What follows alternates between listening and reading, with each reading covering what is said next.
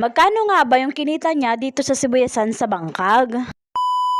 Magandang araw po mga kaprobinsyanang mangyan. Ako nga po pala si AJ, Tubong Mindoro. Dahil nga nag-ani na kami dito sa Sibuyasan sa Bangkag, magkano nga ba yung kanyang kinita? Dito sa Mindoro, halos marami na rin talaga yung nag-aani ng mga sibuyas. Salamat na lang din sa ama at hindi ito masyadong naapektuhan ng mga uod. Dito kasi sa Mindoro, malaking porsyento din ang tinamaan ng mga uod at halos wala din silang naani. Hindi talaga biro ang pagiging farmers. Ganon din talaga ang buhay. Minsan mananalo ka, minsan matatalo ka. Saludo po ako sa ating mga farmers. Hindi sumusuko, tuloy ang laban ng buhay. Tumulong muna pala ako dito kila nanay at tatay magputol ng mga sibuyas para maaga din matapos at makauwi din sila ng maaga. Gantong hanap buhay nga din kami binuhay ng aming mga magulang.